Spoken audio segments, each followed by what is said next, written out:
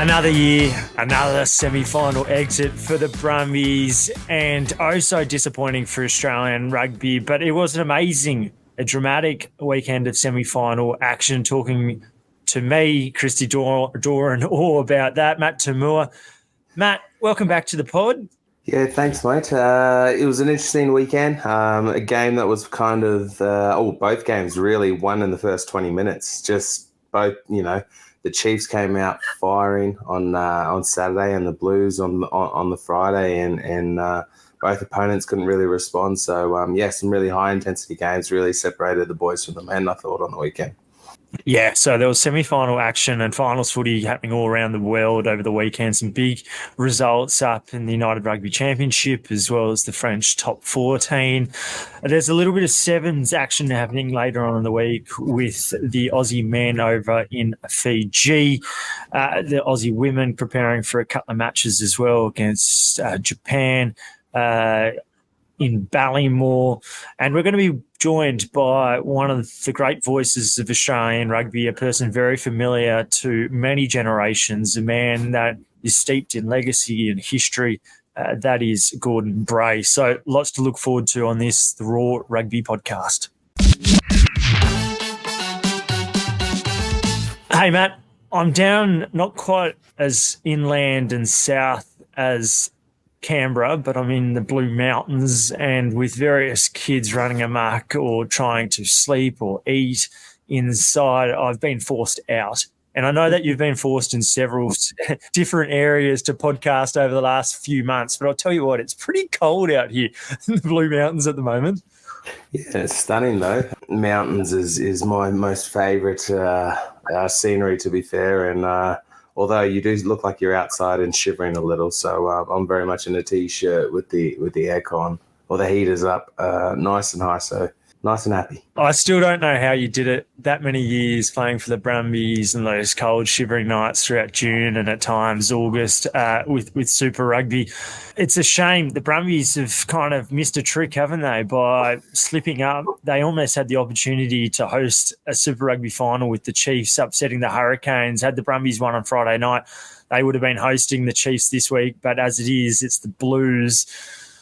Oh, it's a bit of agony. It's a bit of a same old story. Here we go again. Stephen Larkham, I imagine, on a Monday evening is just thinking, I wish that my players weren't on a silly Monday, on a mad Monday, but in fact that they were gearing up, preparing for a grand final week.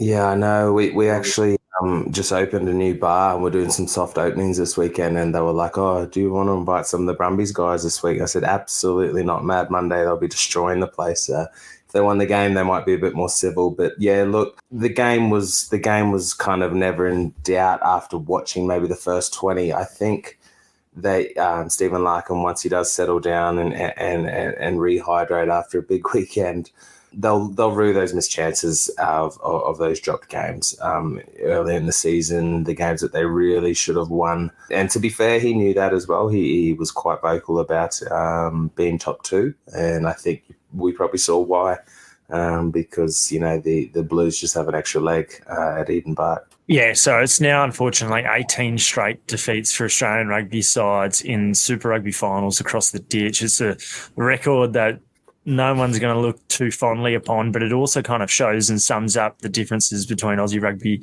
New Zealand rugby, the difference between Trans-Tasman rugby, and the difference when it comes to Bledisloe Cup matches. It's so hard to win across the ditch, and it always looked like a really difficult prospect. They had to be accurate. They weren't accurate from the outset.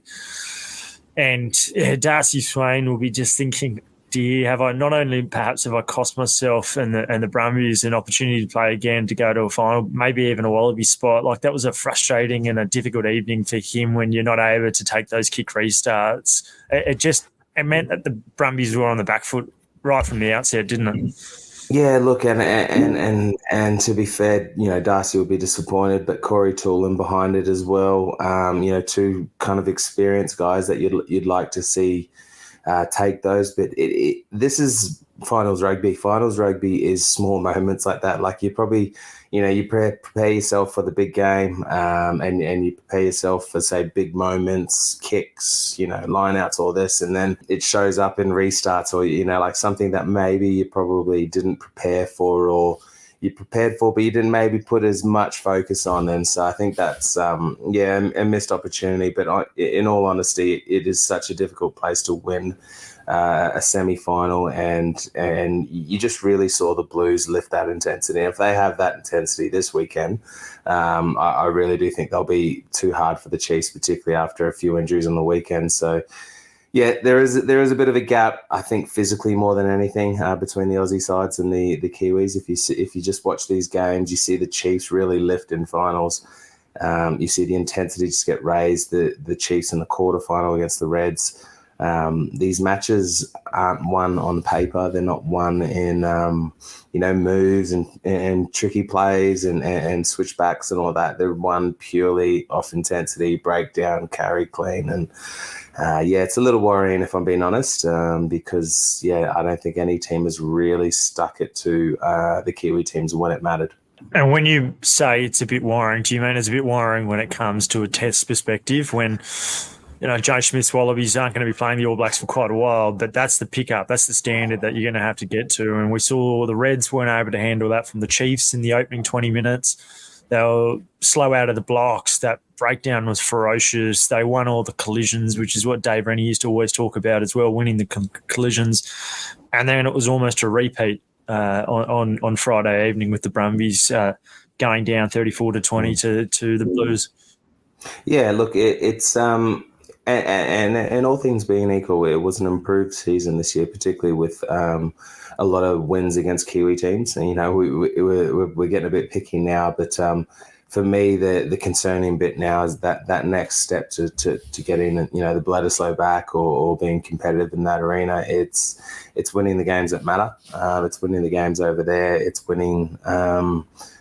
Finals rugby. And as I said, like if you look at the game, you look at game plans and all the fancy, pretty stuff, I'm sure we were good. We were fine. It was purely just that intensity lift. And we just didn't, all Australian teams failed to kind of keep up the Kiwi teams in the games that mattered. And it's a little bit concerning. Look, I'm sure Joe Schmidt hopefully has a few tricks up his sleeve. But it's a little bit concerning that was kind of consistent across the board in all teams. I think it's also concerning because for so many years we've been hearing Michael Checker talk about the fitness standards weren't high enough when he was coach. We saw Dave Rennie talk about the fact that the sides weren't fit enough. Eddie Jones last year. I was just saying Eddie Jones had a crack at us last week as well, so it wasn't just a verbal slip that you said there. He did. He's always finding his way into the headlines. But there does seem like a reoccurring theme, though, that there is this gap between Super Rugby in Australia and taking that jump to the next level. Could you see that when you were playing, and do you think there's a reason for that? Are training standards at Super Rugby intense enough in Australia to compete on that international stage? Yeah, look, I think we have some very good programs in Australia, particularly the Brumbies. If you look, they've been very consistent, very rarely beaten up unless it's overseas. For me, it's an age thing. It's an experience thing. It's not a program that we need to get a new fancy gym in or a new fancy trainer and all that. It's pure just time in the saddle. It's guys. It's men, it's hardened men who have played 50, 60 caps, who are used to this level, who are used to that intensity lift. We whether it be we're spread too thin or whether it be we're losing our talent overseas, which I think it's a bit more the latter. We don't have those experienced campaigners. We don't have, for me a few years ago, a guy like Lockie McCaffrey still playing, a Billy Meeks still playing, guys who might not be Wallaby starters, but guys who are super important and who won't get beaten up physically. These guys who are losing, I feel that's where we were missing out.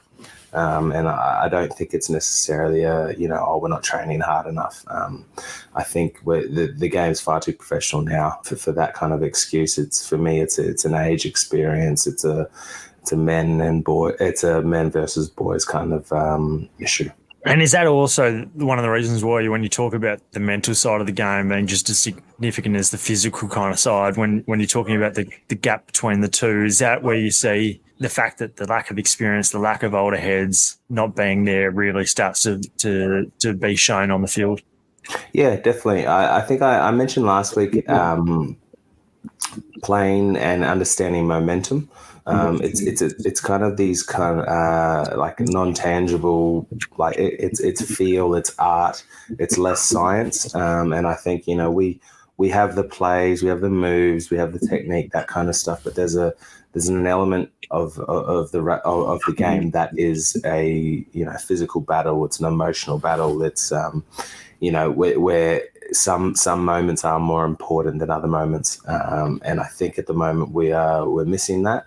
And for me, it is purely experience. It's guys who have been there, done that. But unfortunately, once some guys don't look like they're making wallabies, they end up heading overseas, and we miss a lot of that experience.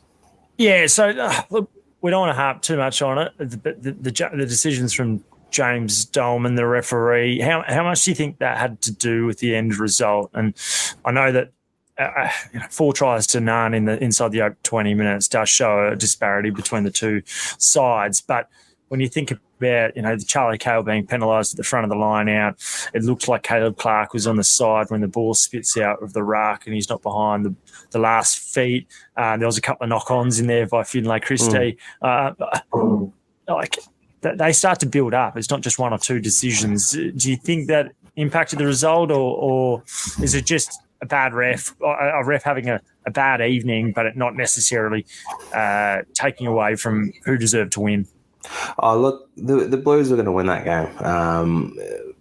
I think by no means did it affect the result. That being said, I don't know, there's a stat going out there about Dolman and Aussie teams not kind of winning under his watch over in New Zealand. And look, that could be the case that he has the big matches or whatever. And in my view on that game, I felt he didn't have a handle on it. A lot of decisions kind of went against the Brumbies that, as I say, I don't think they would have affected the result, but it narrows it. And for the Brumbies to win away at Eden Park, you kind of need everything to go your way.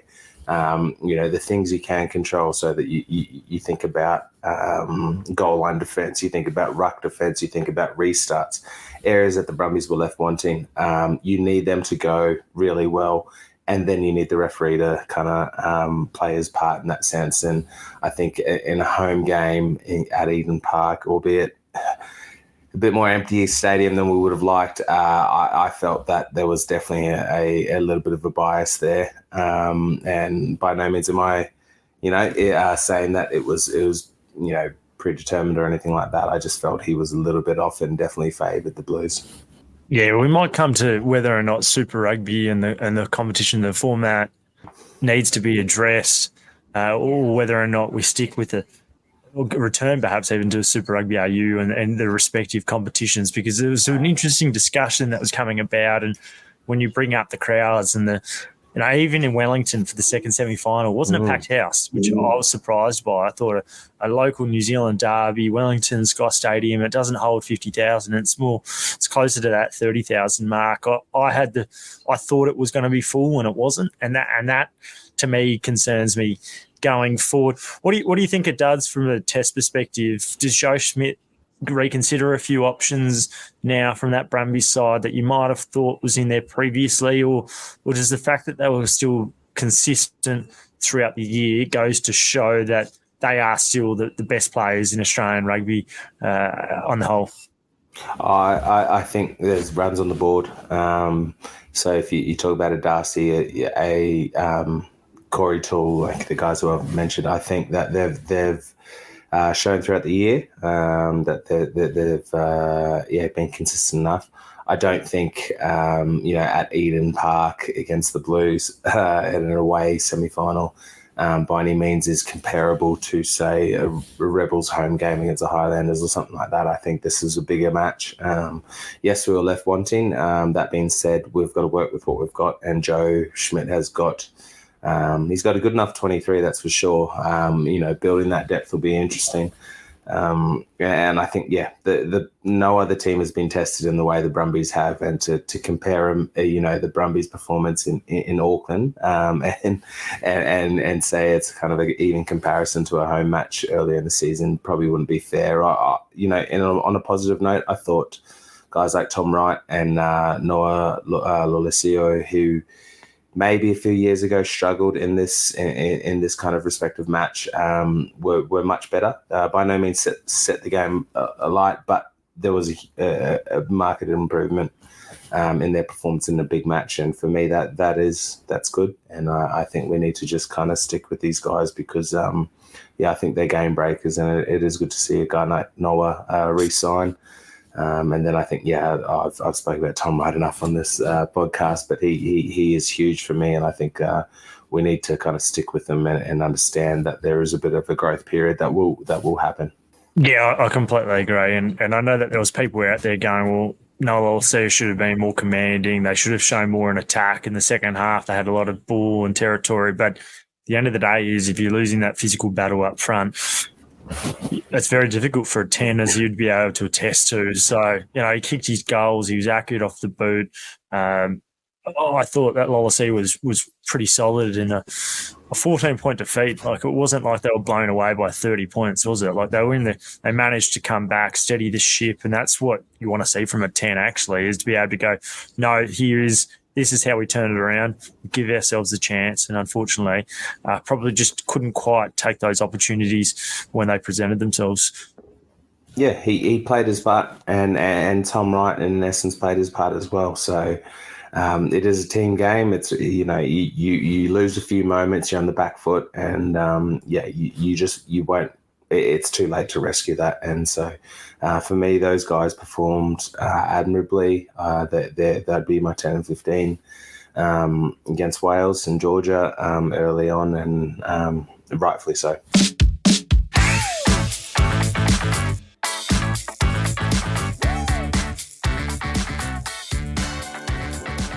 Well, it's a great privilege to be able to speak to one of the real voices of Australian rugby, Gordon Bray. Gordon, you're in London. You've just dropped off your grandchildren, I think. Thanks for coming on the Raw Rugby podcast. Yeah, well, it's a lovely sunny day here in London. Kathy and I have just dropped off our 4-year-old granddaughter and our 2-year-old grandson on their scooter and bike. And I tell you what, it keeps you fit just to keep up with them. They don't muck around. But, London finally showing us some summer.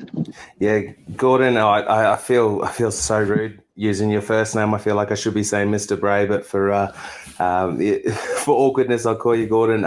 You must have got one of the few days that was sunny over there.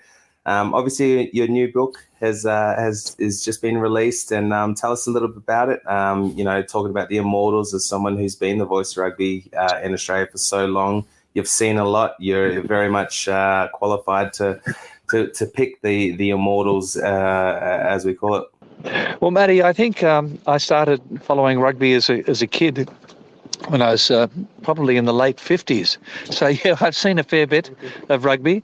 I've seen the lows, and I've also seen all of the highs over the last 40 years since I started calling on telly. But the book really is my aim was to create a time capsule that highlights all of those peaks that Australian rugby has hit, going back 125 years. And I think we've managed to achieve that. And also, it was a brutal task to select just 15 Immortals, the super greats, from a cohort of 900.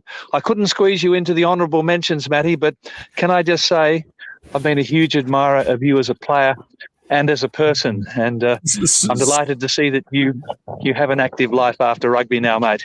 That's very kind, Mr. Bray. Although I might call you Gordon now. No, Gordy. Yeah, forgetting me. I assume it was because of the apostrophe of my last name. You couldn't really fit it in there, but obviously a very tough task getting 15, but I'm going to make it even tougher. Who's your number one player that kind of springs to mind as I won't say the best, but maybe the most memorable or had the biggest impact? Well, Matt, as you know, the backs are the most important people in any rugby team. So I think just to square the ledger, I'd probably go for a forward, and I'd say John Eales. What an amazing person, an amazing athlete. He could have played any number of sports at elite level, but he became a great Australian captain. And these Immortals, there's only 15. Rugby League has 13 Immortals. It's a very exclusive club. I said, I need 30 to the publisher. He said, no, you've only got 15. But Ealesy, it's also the contribution to rugby off the field and after your careers. So in that regard, Ealesy, ticks all the boxes. So he'd be probably nearly my greatest, certainly my greatest forward. In the backs, a guy you wouldn't have seen, but I saw as a boy, Ken Catchpole. I think he was captain coach of Australia in South Africa at 21 years of age.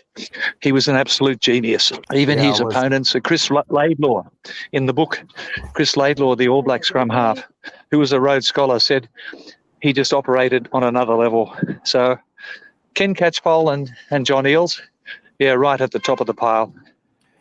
Yeah, I obviously wasn't around to see Ken Catchpole, but I played a lot in the Shoot Shield, and we have the Ken Catchpole medal, and so his legacy definitely lives on. And a guy like John Eales, I remember, Gordon, when I was a young fella watching him kick those goals, watching him.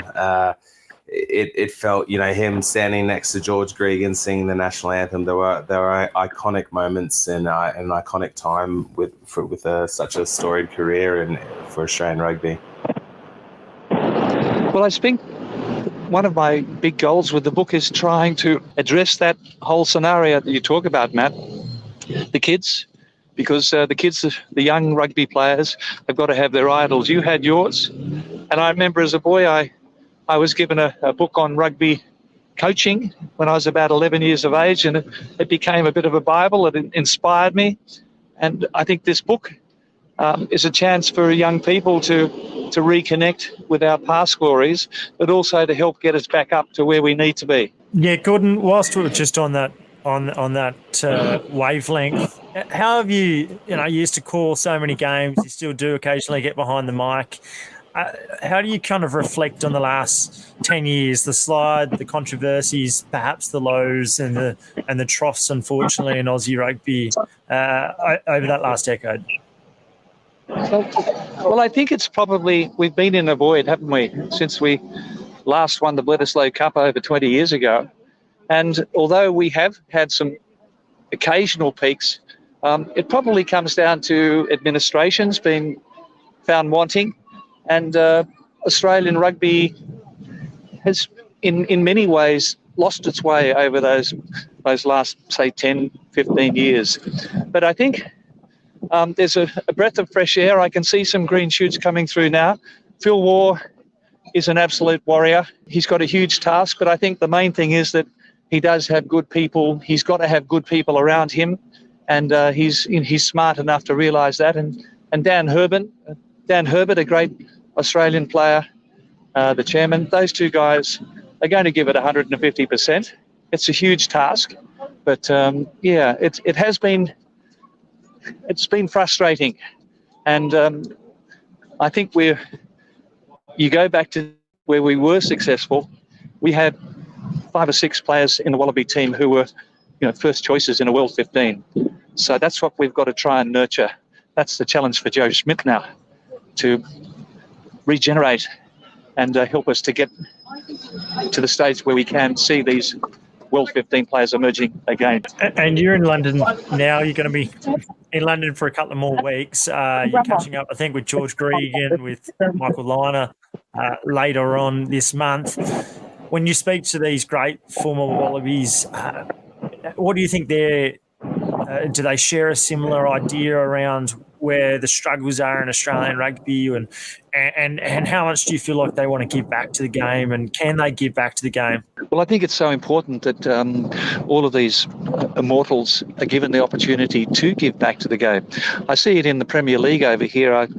I follow Spurs, Tottenham Hotspur. They had with Ange Postecoglou this year. I've seen a few of their games, but you go along to their matches, and a lot of the old internationals are there as part of the occasion. They're made to feel part of the fan base, and I think that's very important. We need to have our immortals and former Wallaby players very much involved with the kids still, and with the coaching side of things.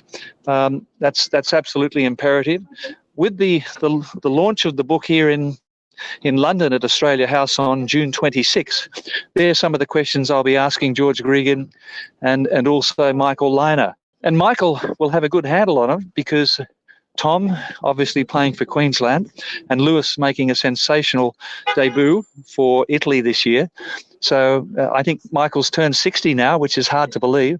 I remember when he was just a young boy with the Wallabies in New Zealand in 1986, and also on the Grand Slam tour. They're the sorts of questions I'll be asking to see how they feel that the older players can contribute, and also give feedback to the coaches to help us get back and make rugby great again in Australia. Yeah, just quickly, what about Tom Liner? Do you see any resemblances between him and his old man? Definitely. I see a very sharp brain, the vision. He also has time, doesn't he?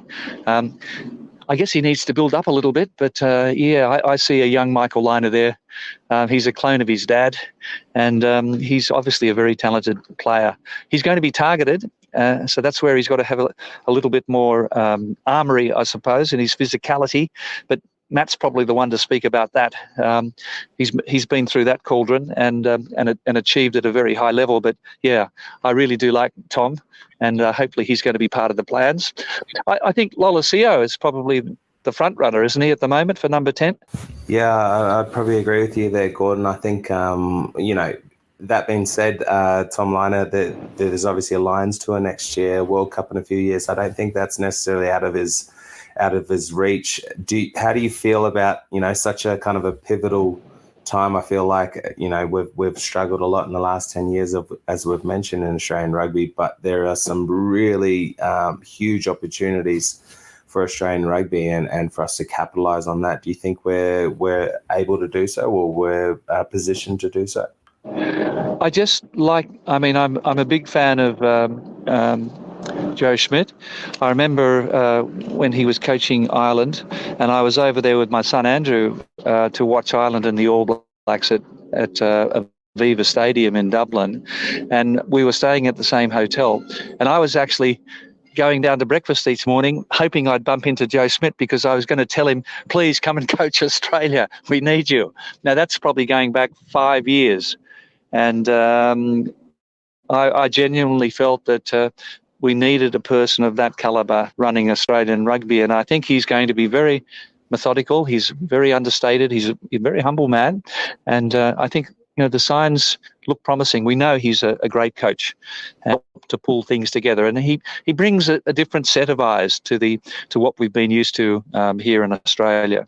Yeah, I agree. I like the description of methodical. For me, I think we've often been looking for the shiny toy. We've been quite aggressive and almost gambling in a sense with some of our coaching in the past. And for me, Joe might not get the instant win, but I feel like long-term, having some long-term planning would be a good little change for Australian rugby. And it's actually funny, Gordon, you mentioned meeting him in the hotel. I still remember in 2013, I think it was, my mum ran into you in the hotel in Dunedin, and she still talks about it to this day. I think you gave her a little wee shout out on the coverage that day as well. So a little shout on the telecast. I remember it was a thrill. It was the thrill to meet her, and of course my daughter Anna played with Elise at school in the football team and also the cricket team. So yeah, we've got a good connection there, Matt, and very fond memories. It's a small world, it really is. I remember Mum recording it and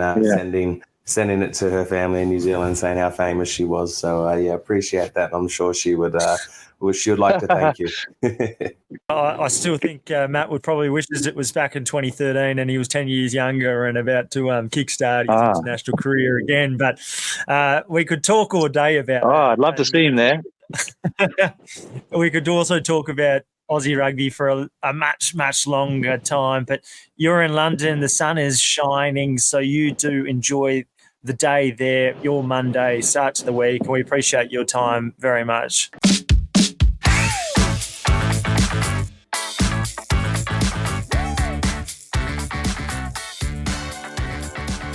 Hey, great to talk to Gordon Bray, the real voice of rugby, and just listening to his voice now, it brings back some shivers and some memories, and it brings you back to a year and a once upon a time moment in Aussie rugby when, you know, Todai Kefu was scoring and winning test matches in Bledisloes, and perhaps a happier time in this journey of Australian rugby in 125 years indeed.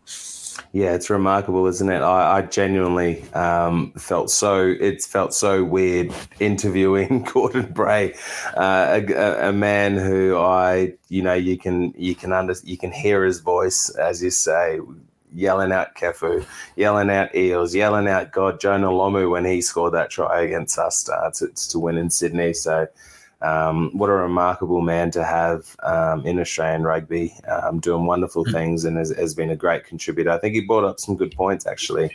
The whole idea of the past players and the kind of history and the connection. It's I know from my point of view, it's been something that because you get so much change in administration, you know, it's new CEO every other year or whatever.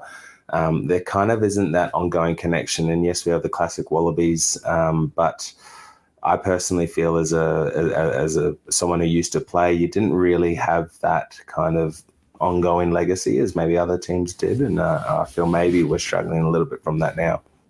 Yeah, well, you often get former Wallabies come in and present jerseys and so forth, and maybe on end-of-year spring tours that happens a little bit more, but you're probably right. I think it's just the little one percenters that could help, and that could be fan days, before in a week and a half's time when the Wallabies are going to be due back into Sydney and there's a week's preparation before that Wales match. It needs to be a full house at Allianz. There's 45,000 there that it can hold. You need to make sure that it's not 35,000 that turn up for that match, that it's 45, and the connection between past players, but also the next generation of fans. It's the difference perhaps between an extra 500 kids picking up a rugby ball and going, no, I want to be a Wallaby because I've met some of the current generation and stars.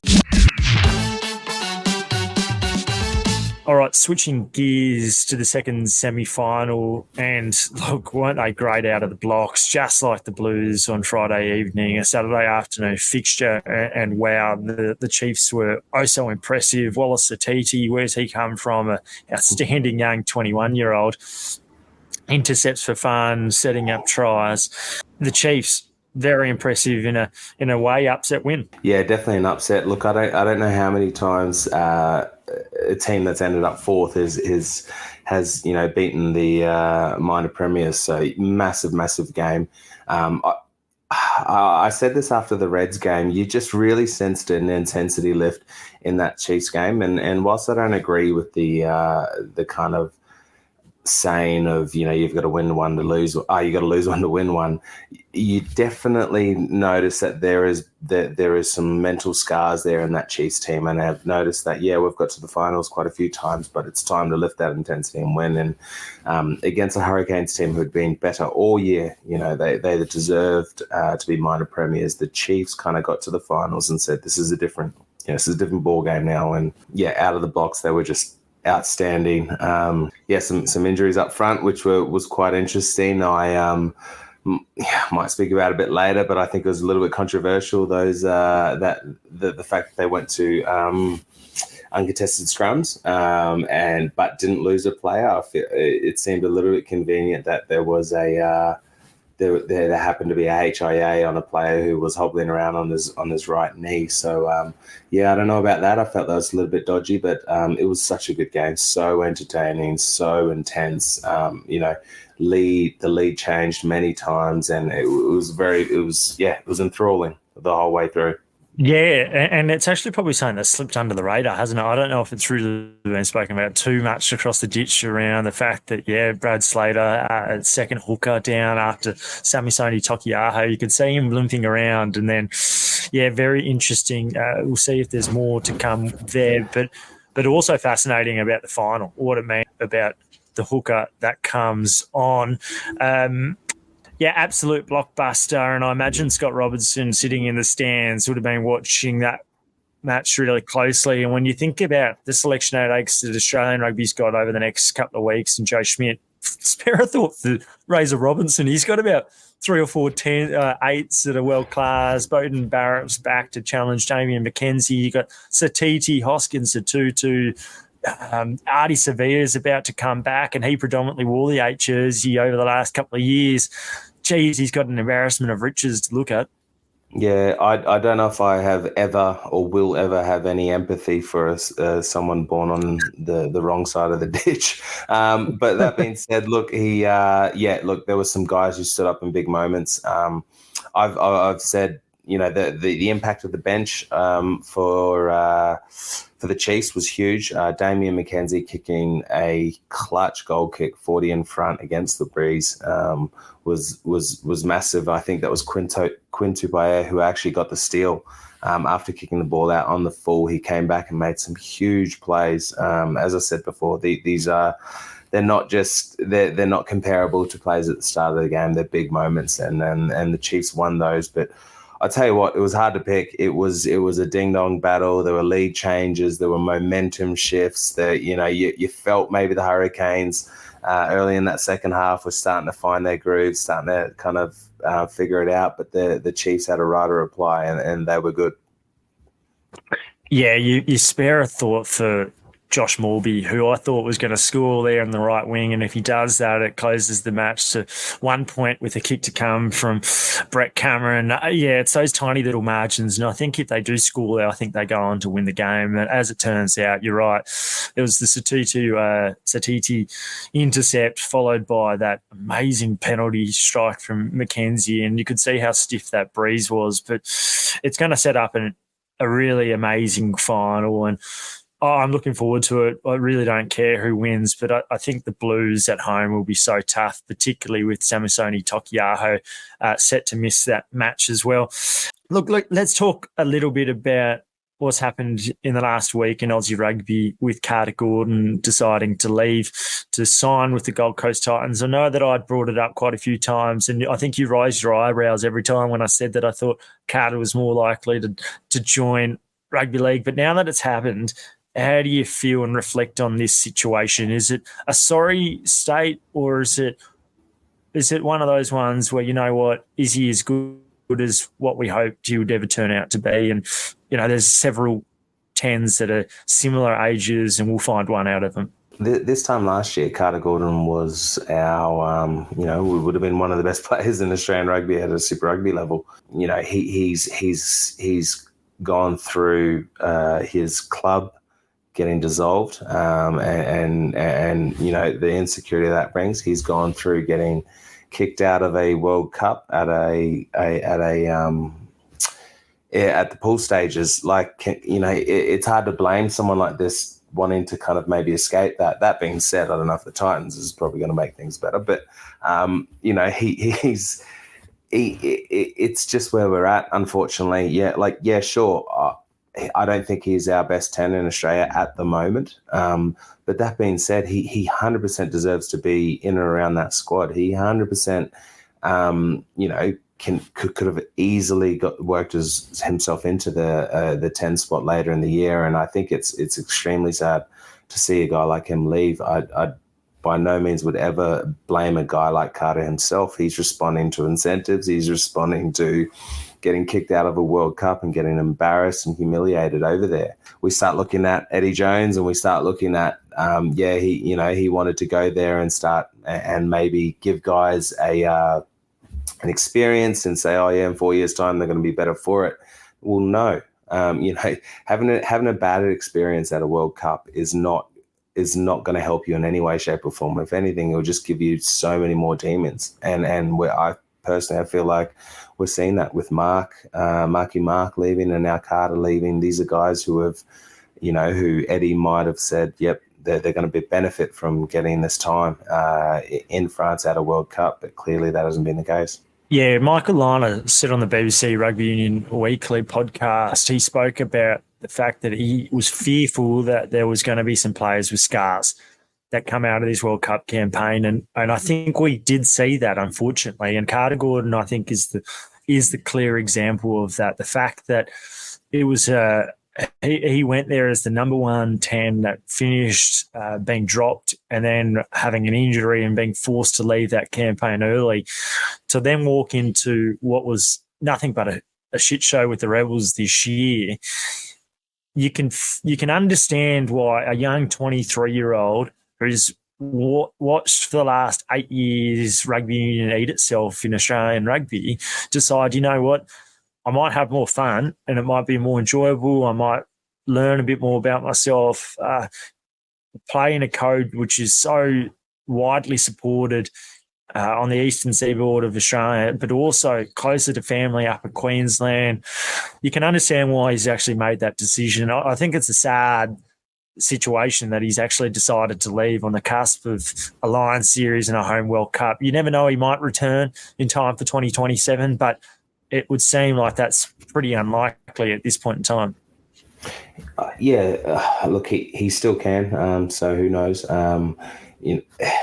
It's really frustrating for me, as I say before. If you look at that World Cup, you look at how we gambled. We played poker at a World Cup level and we disrespected a World Cup level. A World Cup tournament, and then the excuse given was that these are guys who will be better for it in 4 years' time. That was clearly the wrong choice. That was clearly awful for Australian rugby. We've seen guys leave now, and we're seeing more guys. Like personally, if I go to a World Cup and I get knocked out and get embarrassed as the worst Wallaby team ever at a World Cup, I'm not feeling any more confident next year and go, oh, geez, thank God I got embarrassed and beaten by 40 from Wales. Like, by no means is that a good experience, and by no means is that setting us up for success in the future. And I think we're still seeing a bit of a fallout of the Eddie Jones era, quite frankly. Yeah, and you've actually got the benefit of going to 2 World Cups, and after the 2015 one, you go to the Leicester Tigers. So you get you know what it's like to leave perhaps Australian rugby when it's at a high ebb perhaps, and that was a short-term real success, a sugar hit period in that 2014, 2015 period. But then also you experienced what it was like to stay in Aussie rugby off the back of a disappointing campaign in 2019. How do you feel like the scars, do they linger around? Did you get the sense that off the back of that quarterfinal exit in 2019, after the Raylan Castle period, the Israel Folau saga, the Western Force being culled, when you came back from 2019, the campaign there into 2020, did you think that was there just something lingering in the background going, there's too much negativity going on in Aussie rugby? Is it harder to play and perform and beat about what's going on? Or are we over-dramatising this at the moment and expect that professional players who are being paid reasonable money should just get on with the job and be thankful for where they're at? Yeah, look, I don't know. It's an interesting one. I don't know if players are the best equipped to answer this. And I know as a former player at the time, you're very much in it. So maybe you think we are the best, but you are very professional. You are by no means was I saying, oh, we're missing Israel Folau, we're going to struggle. You just work with what you've got, you control what you can control and you get on with it. And then you would know as a journalist where you would interview players and clearly we have we're tunnel vision and we're not assessing things on the outside and the peripheral. I think since I've not been in the Wallaby environment, it's probably allowed me to have a little bit more of a holistic view and the kind of competing forces at play and what actually influences. But yeah, I don't think players are honestly the best to answer that. you are trying to convince yourself half the time that it's not an issue, because if you give it oxygen, if you allow it to be an issue, it actually compounds and makes it so much worse. So it is a really sad state of affairs. It does suck where we're at, but it is unfortunately just where we are, and we need to somehow rescue that.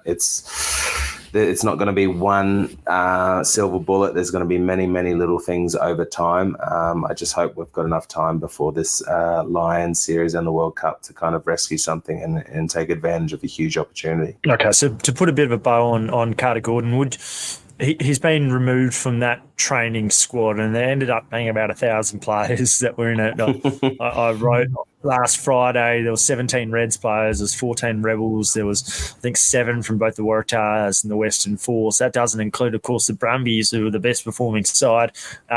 So you can take from that there's a lot of people that have caught the eye of Joe Schmidt. Whether or not they stay front and centre of his mind remains to be seen, but we'll find out on Friday. Look, would you have Carter Gordon still in that squad, or do you think that the fact that he's not going to be around for the Lions series, there's only 14 test matches, there's not a second to waste, and therefore I'd be looking elsewhere?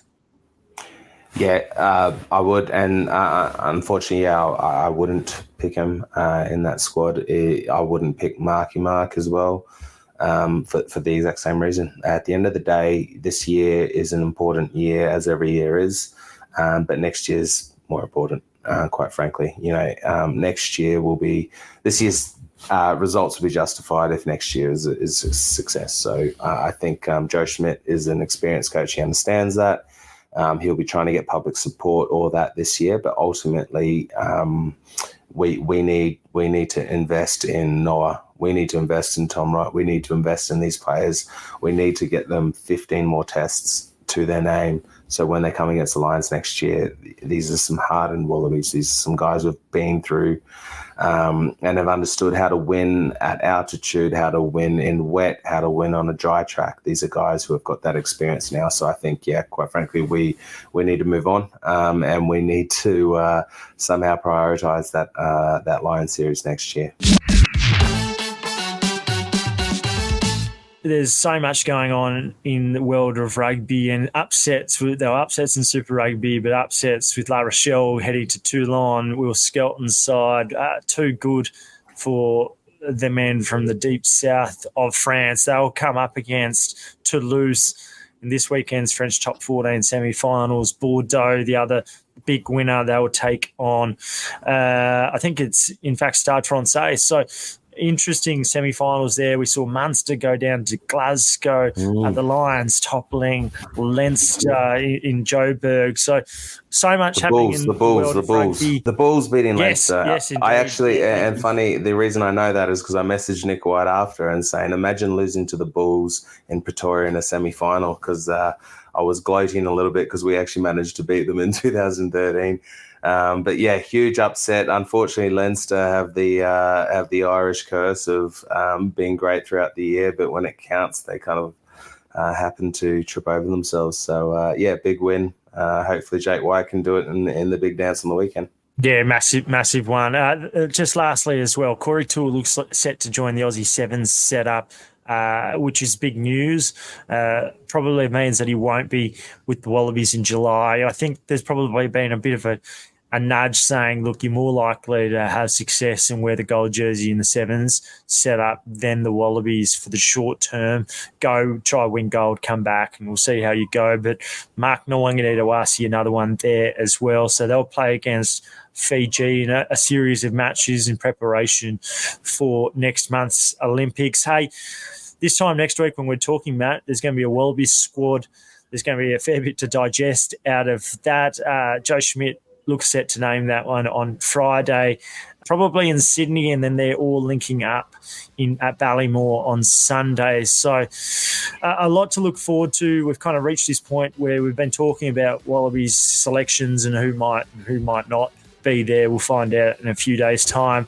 Until then, you enjoy your coffee, the sleep training that's currently happening probably for you, but also for your little bub as well. And I'll try to find some sleep as well really late night last night one with the bub. It's not easy having a little baby, but everyone's done it, I suppose. Yeah, you sound like you're slumming it, being to the south of France and now the Blue Mountains, so I'm really feeling for you, mate, here in Canberra.